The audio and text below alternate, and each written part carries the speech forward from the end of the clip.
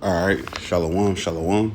First and foremost, I would like to say, call halal Yahweh, Bahashem, Yahweh Shai, Bahashem, Rakakwadash. That is to say, all praise to the Most High God, whose name is Yahweh, in the name of his only begotten Son, Yahweh Shai, whom the world ignorantly calls Jesus Christ, through the Holy Spirit, Rakakwadash. Double honors to the apostles and the elders of the great millstone who taught us his truth.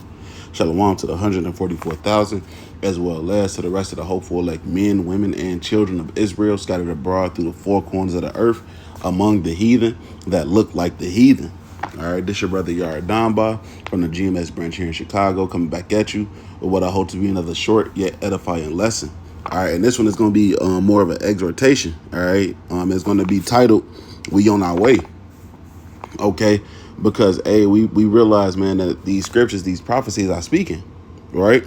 These scriptures and these prophecies are speaking, and we see them all coming to pass, and that just shows us, man, we closer. Our salvation is nearer than when we first believed. All right, we almost out of here, man. We just have to continue to fight and to continue to endure. We gotta get through this hell. All right, and once we get through the hell, we know what's coming, man. The kingdom, our rest. All right. With that being said, I'm gonna start here in the book of Second Ezra.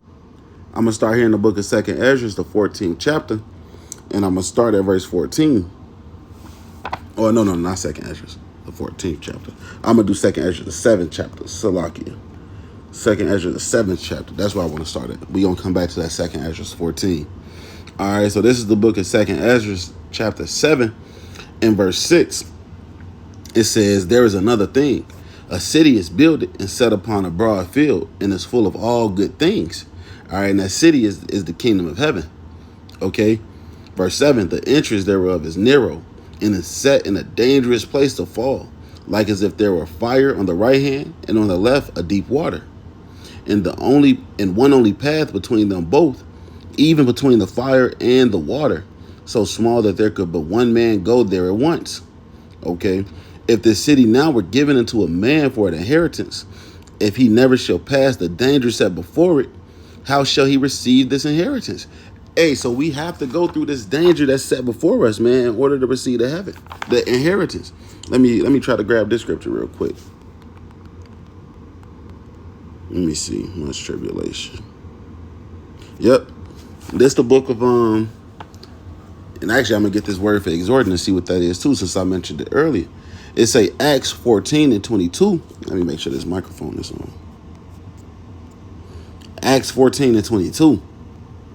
"Confirming the souls of the disciples and exhorting them to continue in the faith, and that we must, through much tribulation, enter into the kingdom of the Most High." So we have to get to the kingdom through much tribulation. We have to go through that straight path, that narrow path that only one man can go through at a time, with the fire on one side and the deep water on the left side, on the other side, man. We have to go through that to receive the kingdom. Okay, and we're going to come back to that because I want to get that word for exhorting or exhortation, but I want to finish this out right here. So let's read that again on 2nd Ezra 7 and 9. "If this city now were given unto a man for an inheritance, if he never shall pass the danger set before it, how shall he receive this inheritance? And I said, It is so, Lord. Then said he unto me, Even so also is Israel's portion." Hey, so to receive our portion, we have to go through that, man. We have to deal with all the things to come. We have to deal with the with JT to come, and we're gonna get into that a little bit too. But I want to get this word for exhorting here. Let's see. Exhorting them.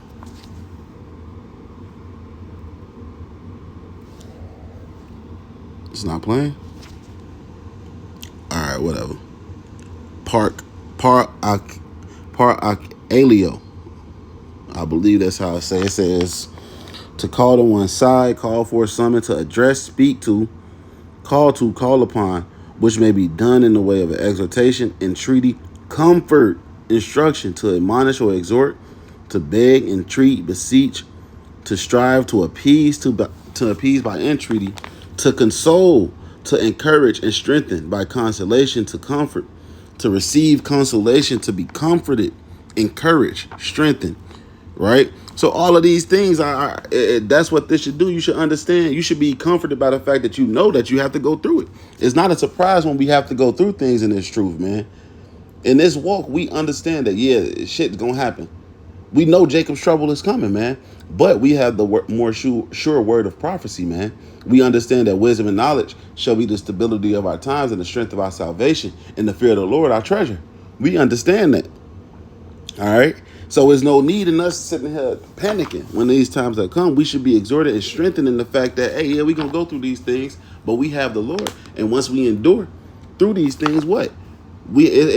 Our rest is there, man. The kingdom of the Lord is there. Righteousness is there for us, man. New bodies, perfection. All of these different things are waiting on us if we can't endure, if we be of that elect number, man. All of these things are there for us, man. All right. And now I want to go ahead and get to that second Esdras, the 14th chapter. Okay, second Ezra 14, and I'm gonna start at verse 14. And it says, "Let go from thee mortal thoughts, cast away the burdens of men, put off now the weak nature, and set aside the thoughts that are most heavy unto thee, and haste thee to flee from these times. For yet greater evil than those which thou hast seen happen shall be done hereafter." Right? So we understand that, yeah, it's a time of great trying. It's a time of great trouble coming, man. The devil is going to come down with great wrath. All right, we understand that. We know that. All right, you have to reconcile with that, man. Understand that, but understand also that, hey, the Lord said He's going to lift up a standard when the enemy shall come in like a flood. All right, all of these things have to be going through your head. You have to be meditating on these things day in and day out to be fully set in your mind or fully persuaded in your mind that no matter what, you're going to endure, even if you got to endure it to blood, man. Right? All of these things have to be in your mind because guess what? It's a greater time of trouble to come. The scriptures describe Jacob's trouble as a time that had never been. Let's grab it real quick. Let's see. Is it Jeremiah? No. What is it? Salakia. I know you got to do this exactly right, too.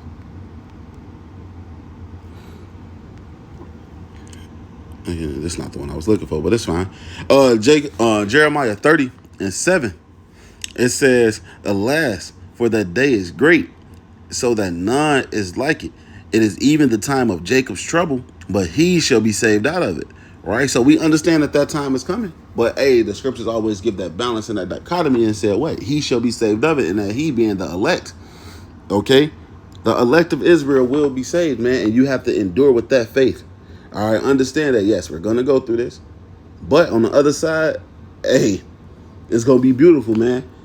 You can't even begin to describe how beautiful it's going to be in the kingdom, man. All right? So we just have to continue to endure, man. And I want to end off right here in the 2 Timothy, the 2nd chapter. And I'm going to start at the top. 2 Timothy 2:1. "Thou, therefore, my son, be strong in the grace that is in Mashiach Yahushua, and the things that thou hast heard of me among many witnesses, the same commit thou to faithful men who shall be able to teach others also." Right? And that's why we do this, man. We want to teach people who can go teach others and forward the will and the kingdom of Yahweh Ba'ashem Yahushua. All right? We don't do this to people who seek, for the people who seek their own glory, man. It's all for the glory of Yahweh Ba'ashem Yahushua. And this was the point that I wanted right here in verse 3. It says, "Thou therefore endure hardness as a good soldier of Yahweh Shah Mashiach. No man that warreth entangleth himself with the affairs of this life, that he may please him who hath chosen him to be a soldier. And if a man also strive for masteries, yet he is not crowned, except he strive lawfully." So, hey, man, we have to continue to fight the good fight of faith, man. Continue to fight, continue to deal, continue to endure, man. The scriptures say, "He that endureth to the end, the same shall be saved." Let's end off on that.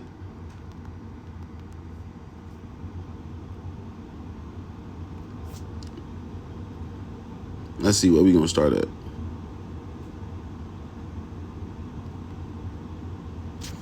Matthew 24:4.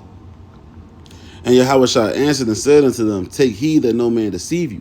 For many shall come in my name, saying, I am Mashiach, and shall deceive many. And ye shall hear of wars and rumors of wars, and see that ye be not troubled, for all these things must come to pass, but the end is not yet.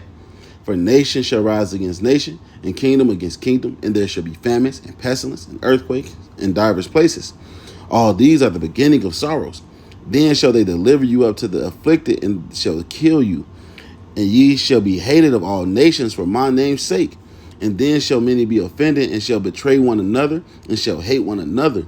And many false prophets shall rise, and shall deceive many. And because iniquity shall abound, the love of many shall wax cold. But he that endureth unto the end, the same shall be saved. And this gospel of the kingdom shall be preached in all the world for a witness unto all nations, and then shall the end come, man. And we are in those times, man. They are fastly approaching, man. But hey, we gonna continue to lean on and trust in Yahweh Ba'ashem Yahweh Shai, and he gonna deliver us, man, if we be at that number, if it be his will, man. So hey, with that, I want to say call halal Yahweh Ba'ashem Yahweh Shai Ba'ashem Rakakwadash. Double honors to the apostles and the elders of the great millstone who taught us this truth. Shalom to the 144,000, as well as to the rest of the hopeful elect men, women, and children of Israel scattered abroad through the four corners of the earth, man. Shalom, Kwam Yasharallah, Wa Abba Babal, and the door, man.